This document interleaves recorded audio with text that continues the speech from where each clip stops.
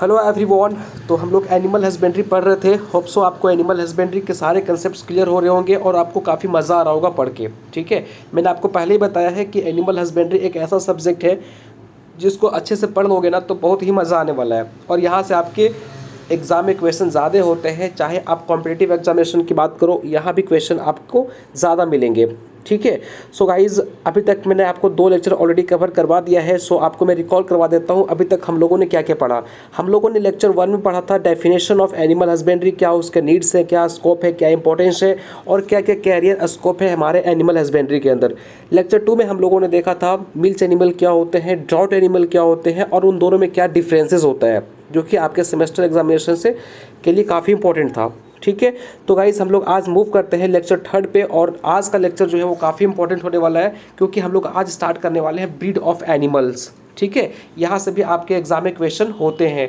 So guys, let start. हम लोग start करते हैं। आप लोग प्लीज़ अटेंटिव होकर सुनिएगा और कोई भी डाउट हो तो आप मुझे कमेंट बॉक्स में पूछ सकते हैं। और लेक्चर को स्टार्ट करने से पहले मैं आपको बता दूं कि आप लोग प्लीज़ हमारे टेलीग्राम चैनल को ज्वाइन कीजिए, जहाँ पे आपको इस पीडीएफ तो मिलेगा ही, साथ में नोट्स भी मिलते हैं और आपको क्विजेस अटैम्प्ट करने का मौका मिलेगा। आप लोग क्विजेस को अटैम्प्ट कीजिए ताकि आपका ऑनलाइन टेस्ट देने का प्रैक्टिस भी बढ़ेगा और आपके नॉलेज भी बूस्ट होंगे।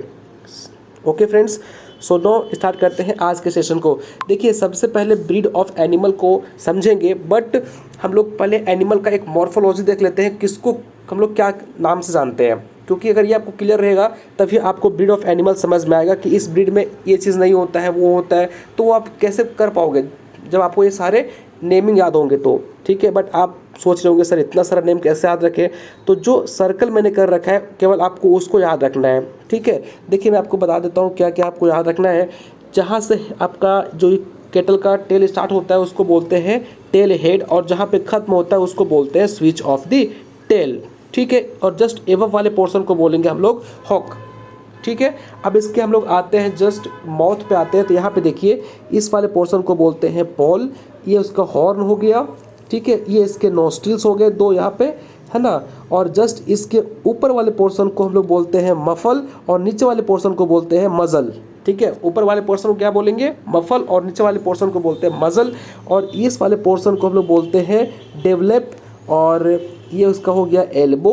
ठीक है, और इसके जो यहाँ पे नाखून होते हैं उसको हम लोग हुप्स बोलते हैं। ये इसका हो गया अडर। ठीक है, इसको आप याद रखिएगा। ठीक है, और ये इसका टीट, जिसमें हम लोग क्या करते हैं, मिल्किंग करते हैं, उसको हम लोग टीट बोलते हैं, है ना। और ये इसका क्या हो गया, हम्प। तो आपको इतने नेम याद रखने हैं जो कि सर्कल किया गया है। ठीक है, जिसमें ये सबसे इंपॉर्टेंट है, इसको आप याद रखेंगे। ठीक है ना फ्रेंड्स। नो, आके मूव करते हैं। यहाँ पे देखिए, और एक इम्पॉर्टेंट टर्म है जो कि आपके एमसीक्यू करके ये पूछा जा सकता है। ठीक है, ये एमसीक्यू में पूछ सकता है, what is the difference between diet and rest, आपका रेशन। ठीक है, इसको बहुत लोग राशन पढ़ते हैं बट ये गलत है, रेशन होता है, डाइट एंड रेशन। तो दोनों में क्या डिफरेंस है। देखिए, मैं अगर बात करूँ कि भाई रेशन क्या होता है, तो एनिमल जो होते हैं ना उनको आप 24 आवर में क्या न्यूट्रिशन प्रोवाइड कर रहे हो। ठीक है, उसको क्या मतलब 24 आवर के अंदर कितने न्यूट्रिशन आप प्रोवाइड कर रहे हो। अगर भाई कोई केटल है उसको आपने 24 आवर के अंदर कितने न्यूट्रिशन प्रोवाइड किया, तो इसको क्या बोलते हैं हम लोग, रेशन बोलते हैं। ठीक है, बट डाइट क्या होता है, तो जो एनिमल्स होते हैं उनको जब भूख लगी तो भूख लगने टाइम आपने जो उसको न्यूट्रिशन प्रोवाइड किया, जो फूड प्रोवाइड किया, तो उसको क्या बोलते हैं हम लोग, डाइट बोलते हैं। मतलब किसी एनिमल को जो भूख लगा उसको सेटिस्फाई करने के लिए, उसके भूख को ख़त्म करने के लिए आपने जो फूड दिया उसको क्या बोलेंगे, डाइट। और आपने 24 आवर के अंदर जितने भी आपने उसको फूड प्रोवाइड करा उसको बोलते हैं हम लोग रेशन। होप सो आपको डाइट और रेशन के बीच में क्या डिफरेंस है वो समझ आ गया होगा। आगे मूव करते हैं और हम लोग आज समझेंगे what is the difference between Indian cow और एक्जोटिक काउ, या इसको ऐसे बोल सकते हो Indian cattle and exotic cattle. तो सबसे पहले तो लिखा हुआ बाद में पढ़ेंगे, आप इस एनिमल को देखिए और समझिए कि आपको क्या क्या डिफरेंस दिखाई पड़ रहा है। तो देखिए, सबसे पहला डिफरेंस आपको दिखाई पड़ रहा है इसके हम्प में।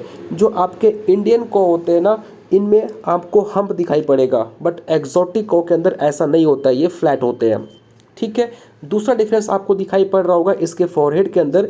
इनका जो फॉरहेड होता है इंडियन काउ का, वो क्या होता है, राउंड होता है, बट इनका क्या होता है, फ्लैट होता है। ठीक है, ये दूसरा डिफरेंस समझ आया। इंडियन काउ का जो उदर होता है ना, ये उदर ये क्या होता है, छोटा होता है, बट इनका ये बड़ा होता है। समझ आया। और इनका ये भी देख पा रहे होंगे आप, ये वाला पोर्शन क्या है, आपके इंडियन कॉम में मोस्टली देखने को मिलेगा, बट इनमें ये नहीं होता है। ठीक है, समझ में आया। तो ये कॉमन डिफरेंस है। और अब हम लोग मेजर डिफरेंस पढ़ते हैं, क्या होते हैं इंडियन केटल और क्या होते हैं एग्जॉटिक केटल। तो देखिए, इंडियन केटल जो होते हैं उनमें आपको हम्प दिखाई पड़ेगा, ये सबसे इम्पोर्टेंट और सबसे मेजर आपका कैरेक्टरिस्टिक्स है इंडियन केटल का। इनमें हीट की रेजिस्टेंस कैपेसिटी काफ़ी हाई होती है, क्योंकि आप इसको इंडिया में रखिए, इंडिया का जो क्लाइमेट है वो वेरिएबल होता है, एक दो फिक्स है नहीं कि सिर्फ ठंडा ही होता है। यहाँ पे गर्मी भी होती है, बरसात भी होती है, ठीक है, और ठंडे भी होते हैं। इसलिए ये क्या होते हैं, काफ़ी ज़्यादा हीट रेजिस्टेंस होते हैं। इनका लाइफ जो होता है वो काफ़ी लॉन्गर होता है। इसको मेंटेन करने का जो कॉस्ट होता है वो काफ़ी कम होता है as compare to exotic cattle. ठीक है, जो देसी ब्रीड होते हैं इनमें इम्यून जो सिस्टम होता है वो काफ़ी वेल डेवलप होता है। ये डिजीज़ के प्रति अच्छे से रिस्पॉन्स करेंगे, इसलिए वो आप उससे हैंडल कर लेंगे, मतलब जल्दी ये बीमार नहीं पड़ते। ठीक है, क्योंकि इनका इम्यून सिस्टम काफ़ी स्ट्रॉन्ग होता है। इनमें जो हॉर्न होता है वो काफ़ी वेल डेवलप होता है। एग्जाम्पल इसका हो गया रेड सिंधी। इसके और भी एग्जाम्पल है, हम लोग उन एग्जाम्पल के बारे में एक एक डिटेल में समझेंगे। ठीक है, अभी सिर्फ याद रखिए कि इनमें क्या क्या इंपॉर्टेंट फीचर्स होते हैं। एग्जॉटिक कैटल की बात करें तो इनमें हम्प नहीं होता है, सबसे इंपॉर्टेंट, इनमें आपको हम्प नहीं दिखाई पड़ेगा। इनमें हीट रेजिस्टेंस की कैपेसिटी बहुत ही कम होती है, क्योंकि ये स्पेसिफिक हमारे, अगर आप इंडिया से बाहर जाएंगे तो सब जगह का क्लाइमेट एक जैसा नहीं है। कहीं पे बहुत ज़्यादा ठंड है तो बहुत सिर्फ वहाँ पे हमेशा ठंड ही पड़ती है, कहीं गर्मी है तो बहुत ज़्यादा गर्मी ही पड़ती है। इंडिया एक ऐसा जगह है जहाँ पे आपको हर तरह का मौसम दिखाई पड़ता है। सो इनमें क्या होता है, हीट रेजिस्टेंस की कैपेसिटी काफ़ी कम होती है। इनका life span as compare to Indian cattle कम होता है। इनमें मेंटेनेंस कॉस्ट काफ़ी ज़्यादा होता है ना।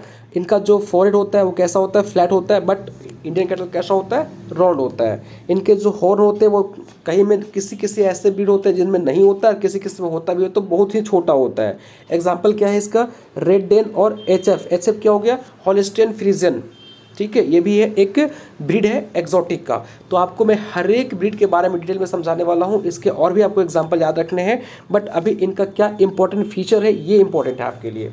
ठीक है, तो कई बार ये क्वेश्चन आता है, what is the difference between Indian cattle and exotic cattle, तो ये आप याद रखेंगे। ठीक है, ओके फ्रेंड्स, हम लोग आज के लिए इतना ही रखते हैं। नेक्स्ट लेक्चर में मिलते हैं अगले टॉपिक के साथ।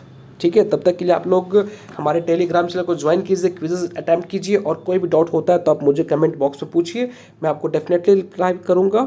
ठीक है, तो ठीक है फ्रेंड्स, मिलते हैं नेक्स्ट लेक्चर में। Thank you so much.